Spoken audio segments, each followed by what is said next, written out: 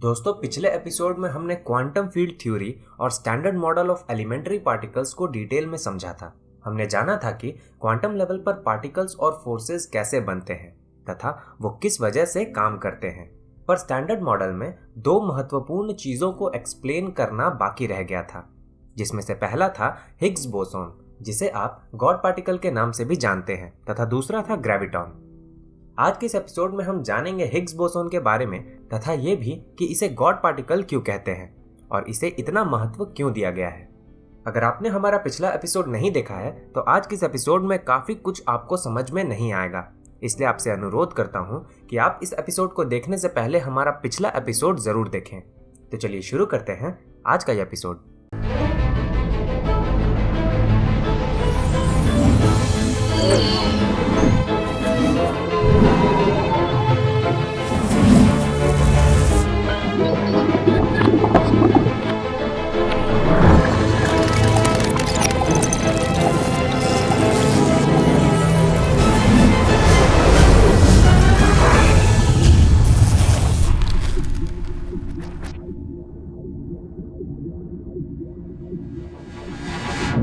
Higgs boson की कहानी शुरू हुई थी मास के कारण, इसलिए सबसे पहले यह जानना जरूरी है कि मास क्या होता है।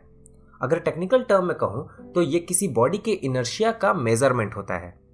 अब अगर साधारण शब्दों में कहूं तो कोई भी बॉडी चाहे रेस्ट में हो या फिर मोशन में, जब आप उसके स्टेट को चेंज करने की कोशिश करते हैं तो आप उसकी तरफ से एक रेजिस्टेंस महसूस करते हैं। इस रेजिस्टेंस को ही हम मास कहते हैं। उदाहरण के तौर पर जब एक स्थिर ट्रेन को आप धक्का देकर आगे बढ़ाने की कोशिश करते हैं तो आप उसके मास को एक्सपीरियंस करते हैं। अगर अभी भी आप मास को नहीं समझ पाए हैं तो चलिए इसे और थोड़ा आसान बना लेते हैं। हम जानते हैं कि कोई भी वस्तु जिसका अपना कोई मास न हो वो वैक्यूम में हमेशा लाइट की रफ्तार से यात्रा करता है, जैसे कि फोटॉन्स। यानी कि आसान भाषा में हम ये कह सकते हैं कि कोई भी वस्तु जो लाइट की रफ्तार से यात्रा नहीं कर रहा उसका अपना कुछ मास जरूर होगा। इससे पहले कि आगे बढ़े मैं आपको बता देना चाहता हूं कि मास को वेट समझने की गलती बिल्कुल ना करें। वेट में ग्रेविटी का भी योगदान होता है, जबकि मास का इससे कोई लेना देना नहीं होता। इसलिए किसी भी बॉडी का मास ब्रह्मांड में हर जगह पर सेम ही रहता है, जबकि उसका वेट अलग अलग ग्रहों पर उस ग्रह की ग्रेविटी के आधार पर बढ़ भी सकता है और घट भी सकता है।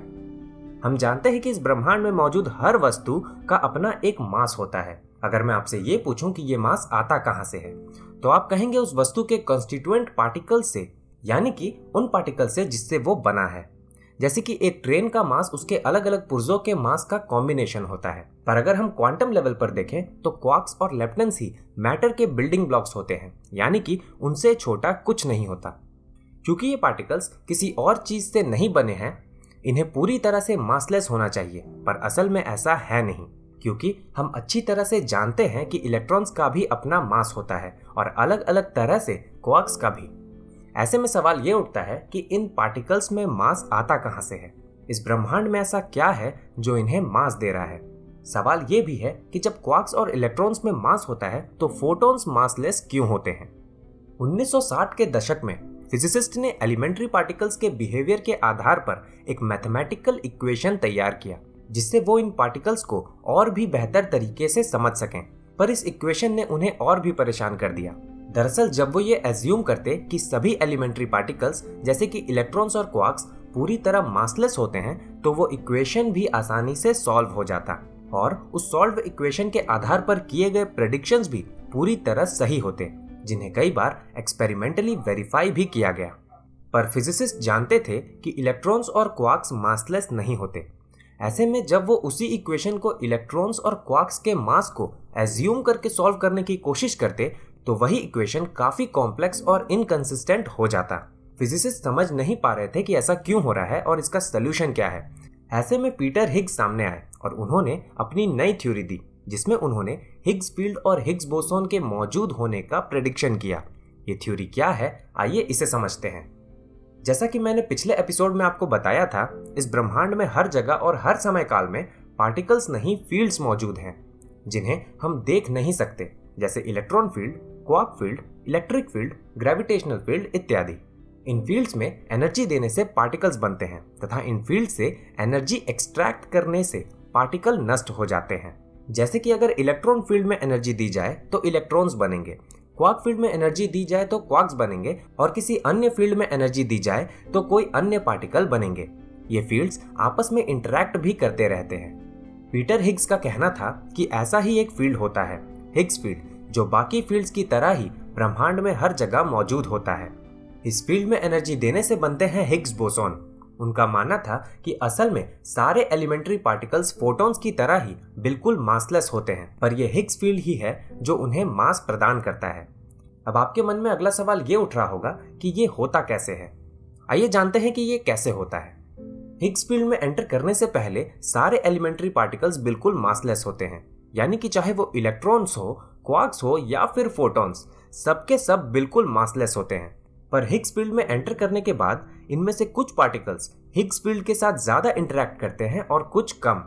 जो पार्टिकल हिग्स फील्ड से जितना ज्यादा इंटरैक्ट करते हैं उनका मास उतना ही ज्यादा बढ़ जाता है, और जो पार्टिकल्स हिग्स फील्ड से जितना कम इंटरैक्ट करते हैं उनका मास उतना ही कम हो जाता है। जैसे कि फोटॉन्स हिग्स फील्ड से बिल्कुल न के बराबर इंटरैक्ट करते हैं, इसलिए ये मासलेस ही रह जाते हैं। इलेक्ट्रॉन्स हिग्स फील्ड में थोड़ा इंटरैक्ट करते हैं, इसलिए उनका मास कम होता है, जबकि क्वार्क्स हिग्स फील्ड से ज्यादा इंटरैक्ट करते हैं, इसलिए इनका मास ज्यादा होता है। अगर आप अभी भी ये नहीं समझ पाए हैं तो चलिए इसे इस साधारण से उदाहरण से समझते हैं। मान लीजिए एक रूम में एक कॉकटेल पार्टी चल रही है जिसमें केवल फिजिसिस्ट मौजूद हैं, जो कि एक दूसरे से फिजिक्स के टॉपिक पर बात कर रहे हैं। अगर उस रूम में कोई साधारण सा अकाउंटेंट आ जाए तो उसमें उन फिजिसिस्ट की कोई रुचि नहीं होगी, इसलिए उसे कोई डिस्टर्ब नहीं करेगा और वो आसानी से बार काउंटर पर पहुंच जाएगा। पर उसी रूम में अगर एल्बर्ट आइंस्टाइन पहुंच जाए तो सारे फिजिसिस्ट उन्हें घेर लेंगे, जिसके कारण उन्हें उसी काउंटर पर पहुंचने में काफी ज्यादा समय लग जाएगा। यहाँ रूम में मौजूद फिजिसिस्ट को आप हिग्स फील्ड मान लीजिए, रूम में पहले आए अकाउंटेंट को फोटॉन मान लीजिए और आइंस्टाइन को क्वार्क, यानी कि जिस पार्टिकल के साथ हिग्स फील्ड का जितना ज्यादा इंटरेक्शन होगा उस पार्टिकल का मास उतना ही ज्यादा होगा। 1964 में पीटर हिग्स ने एक मशहूर फिजिक्स जर्नल में मैथमेटिकल इक्वेशन के जरिए अपनी ये थ्योरी पब्लिश की, पर इस थ्योरी को उस समय नकार दिया गया। इसलिए नहीं क्योंकि उनके मैथमेटिकल इक्वेशन में कोई दिक्कत थी, बल्कि इसलिए क्योंकि ये बात किसी को हजम नहीं हुई कि इनविजिबल फील्ड्स पार्टिकल्स को मास भी दे सकते हैं। पर हिग्स ने हिम्मत नहीं हारी और अपनी थ्योरी कई और फिजिक्स जर्नल में पब्लिश की। जिन फिजिसिस्ट ने उनकी थ्योरी को गहराई से समझा उन्हें ये काफी कन्विंसिंग लगी, जिसके कारण इस थ्योरी को बाद में फिजिसिस्ट का काफी सपोर्ट भी मिला। इस समय तक फिजिसिस्ट केवल मैथमेटिकल इक्वेशन के आधार पर यह उम्मीद कर रहे थे कि हिग्स फील्ड का इस दुनिया में अस्तित्व होना चाहिए, पर केवल मैथमेटिकल इक्वेशन के आधार पर यह पक्के तौर पर नहीं कहा जा सकता था। इसलिए तैयारी शुरू हुई इस फील्ड को एक्सपेरिमेंटली डिटेक्ट करने की और निर्माण किया गया दुनिया के सबसे विशाल मशीन लार्ज हैड्रॉन कोलाइडर का। परेशानी ये थी कि हिग्स फील्ड इनविजिबल होता है, यानी कि इसे देखना असंभव है। ऐसे में इनकी मौजूदगी का पता कैसे लगाया जाए? मैथ्स ने हमें बताया कि अगर हमारी सोच सही है और हिग्स फील्ड हर जगह मौजूद है तो एक छोटे से स्पेस में अगर हम चार्ज पार्टिकल्स को आपस में हाई स्पीड से टकराएं तो ये टकराव हिग्स फील्ड में कुछ देर के लिए हलचल पैदा कर देगा, बिल्कुल उसी तरह जैसे पानी में दो नाव के टकराने के बाद पानी में हलचल पैदा हो जाता है। हिग्स फील्ड में मचा ये हलचल जन्म देगा हिग्स बोसॉन पार्टिकल्स को, जिसे हम देख भी सकते हैं और डिटेक्ट भी कर सकते हैं। यानी कि अगर हमें किसी तरह हिग्स बोसॉन पार्टिकल मिल जाता है तो हमें पता चल जाएगा कि हिग्स फील्ड भी इस दुनिया में मौजूद होते हैं। इसी सोच के साथ लार्ज हैड्रॉन कोलाइडर में चार्ज पार्टिकल्स को लाइट के 99.9% स्पीड के साथ टकराया जाता और उस डीके पैटर्न की तलाश की जाती जो मैथमेटिकल इक्वेशन के आधार पर हिग्स बोसॉन का डीके पैटर्न होना चाहिए। फिजिसिस्ट काफी दिनों तक इसकी तलाश करते रहे पर उन्हें कुछ नहीं मिल रहा था। दिन था 4 जुलाई 2012 जब CERN ने यह घोषणा की कि उन्होंने हिग्स बोसॉन को डिटेक्ट कर लिया है। इस खोज ने पीटर हिग्स की थ्योरी को पूरी तरह सही साबित कर दिया, जिसके लिए उन्हें 2013 में नोबेल पुरस्कार से भी सम्मानित किया गया। आशा करता हूं कि अभी तक आप ये समझ चुके होंगे कि हिग्स फील्ड क्या है और ये क्या करता है। कई लोगों को ये गलतफहमी है कि हिग्स बोसॉन दूसरे पार्टिकल्स को मास प्रदान करते हैं, पर सच्चाई ये है कि ये हिग्स फील्ड का काम है, न कि हिग्स बोसॉन का। हिग्स बोसॉन तो मात्र वो पार्टिकल्स होते हैं जो हिग्स फील्ड से बनते हैं। आइए अब जानते हैं कि हिग्स बोसॉन को लोग गॉड पार्टिकल क्यों कहते हैं तथा ये हिग्स फील्ड हमारे लिए क्यों महत्वपूर्ण है। हम में से ज्यादातर लोग यही सोचते हैं कि हिग्स बोसॉन को गॉड पार्टिकल इसलिए कहा जाता है क्योंकि ये किसी तरह भगवान यानी कि गॉड से संबंधित है। पर आपको जानकर हैरानी होगी कि ये सच्चाई नहीं है। जैसा कि मैंने पहले ही बताया, हिग्स बोसोन नहीं बल्कि ये हिग्स फील्ड होता है जो पार्टिकल्स को मास प्रदान करता है। अगर हिग्स फील्ड नहीं होता तो सारे एलिमेंट्री पार्टिकल्स मासलेस होते। हम जानते हैं कि मासलेस पार्टिकल्स हमेशा लाइट की रफ्तार से यात्रा करते हैं, यानी कि सारे एलिमेंट्री पार्टिकल्स लाइट की रफ्तार से यात्रा कर रहे होते। इस रफ्तार से यात्रा करने के कारण न तो इलेक्ट्रॉन न्यूक्लियस का चक्कर लगा रहे होते और न ही न्यूक्लियस में न्यूट्रॉन और प्रोटॉन का कभी निर्माण हो पाता। यानी कि इस दुनिया में न ही एटम होते, न ही मॉलिक्यूल्स, न ही मैटर और न ही कुछ और, यानी कि इस दुनिया का अस्तित्व ही संभव नहीं हो पाता। हिग्स बोसोन का नाम गॉड पार्टिकल कैसे पड़ा, यह भी एक दिलचस्प कहानी है। दरअसल अर्ली 90s में फिजिसिस्ट लियोन लेडरमैन ने इसी विषय पर अपनी एक पुस्तक लिखी। वो पहले इस किताब का नाम गॉड डैम पार्टिकल रखना चाहते थे, पर उनके पब्लिशर को इस नाम से आपत्ति थी, इसलिए उन्होंने इस नाम को बदलकर गॉड पार्टिकल कर दिया। इसके पीछे उनका कोई लॉजिक नहीं था, उनके लिए ये बस एक अच्छा नाम था। पर मीडिया ने इस नाम को इतना हाइप कर दिया कि लोगों के बीच हिग्स बोसोन से ज्यादा गॉड पार्टिकल नाम ही पॉपुलर हुआ। हिग्स फील्ड की खोज को काफी महत्वपूर्ण माना जाता है क्योंकि इसके पीछे कई कारण हैं। अगर पहले कारण की बात करूं तो ये सभी मौजूद फील्ड से बिल्कुल अलग होता है। हम जानते हैं कि स्पेस में कई तरह के इनविजिबल फील्ड्स मौजूद हैं, जैसे पृथ्वी का magnetic field, gravitational field, electromagnetic field इत्यादि। पर ये सब फील्ड्स हर जगह एक जैसे नहीं हैं। इनका इफेक्ट कहीं कम होता है तो कहीं ज्यादा। पर हिग्स फील्ड मात्र एक ऐसा फील्ड है जो ब्रह्मांड में हर जगह एक जैसा है, चाहे वो आपके कमरे में हो या फिर सुदूर मौजूद किसी अन्य गैलेक्सी में।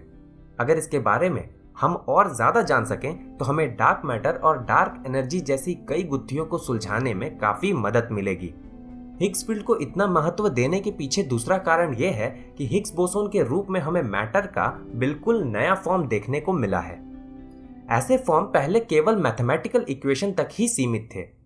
हम जानते हैं कि एक पार्टिकल में उसके मास और चार्ज के अलावा केवल स्पिन एक चीज होती है जो कभी भी बदलती नहीं है। इसका स्पीड समय के साथ न तो घटता है और न ही बढ़ता है। जैसे इलेक्ट्रॉन्स और क्वार्क्स का स्पिन वैल्यू सेम होता है, जबकि फोटॉन्स का स्पिन इलेक्ट्रॉन्स और क्वार्क्स का डबल होता है। पर हिग्स बोसोन मात्र एक ऐसा पार्टिकल है जिसका कोई स्पिन नहीं होता। तीसरा और अंतिम कारण यह है कि इससे हमें यह पता चलता है कि मैथमेटिकल इक्वेशन से हम इस ब्रह्मांड के व्यवहार को न सिर्फ समझ सकते हैं बल्कि उस चीज के बारे में भी सही सही प्रिडिक्शन कर सकते हैं जिसे हमने अभी तक एक्सपेरिमेंटली डिटेक्ट नहीं किया है। हिग्स फील्ड को तो साल 2012 में एक्सपेरिमेंटली डिटेक्ट किया गया जब हमें हिग्स बोसोन मिला, पर इसके कई सालों पहले ही हमने मैथमेटिकल इक्वेशन के जरिए इसके होने का बिल्कुल सटीक प्रेडिक्शन कर दिया था। यही नहीं, मैथमेटिकल इक्वेशन से हमने ये भी पहले ही बता दिया था कि हिग्स बोसोन पार्टिकल का कोई स्पिन नहीं होगा, जो लार्ज हैड्रॉन कोलाइडर के एक्सपेरिमेंट से एक बार फिर बिल्कुल सही साबित हुआ। कई लोगों को यह भी गलतफहमी है कि हिग्स बोसोन इस ब्रह्मांड के सबसे छोटे पार्टिकल होते हैं। ये जानना भी महत्वपूर्ण है कि स्टैंडर्ड मॉडल के अनुसार हिग्स बोसोन लगभग बनते ही दूसरे पार्टिकल्स में डीके हो जाते हैं, इसलिए हमें उनका असली साइज भी पता नहीं है।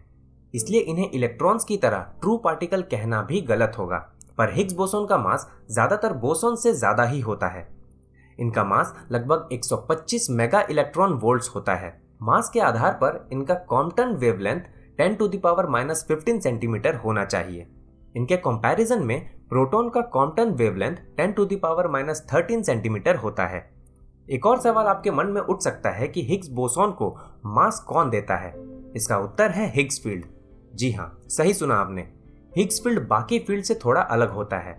बाकी के फील्ड्स में केवल कुछ जगहों पर ही एक्साइटेशन स्टेट होता है जो हमें पार्टिकल के रूप में नजर आते हैं, जबकि बाकी जगहों पर वैल्यू 0 होता है। पर हिग्स फील्ड में हर जगह हाई वैल्यू होता है, पर यह हाई वैल्यू हिग्स बोसोन नहीं होते। हिग्स बोसोन को प्रोड्यूस करने के लिए एक्स्ट्रा एक्साइटेशन की जरूरत होती है। चूंकि हिग्स फील्ड में हर जगह नॉन जीरो वैल्यू होता है, हिग्स बोसोन भी पैदा होने के बाद अपने ही फील्ड से इंटरैक्ट करने लगते हैं, जिस कारण वो भी मास गेन कर लेते हैं। दोस्तों, आज के एपिसोड में बस इतना ही। अगले एपिसोड में हम जानेंगे क्वांटम ग्रेविटी और ग्रेविटॉन के बारे में। आशा करता हूँ कि ये एपिसोड आपको पसंद आया होगा। अगर ऐसा है तो इसे लाइक और शेयर करना ना भूलें। अगर आप इस चैनल पर नए हैं तो इसे सब्सक्राइब जरूर करें। तो दोस्तों, मिलते हैं अगले एपिसोड में। तब तक के लिए नमस्कार।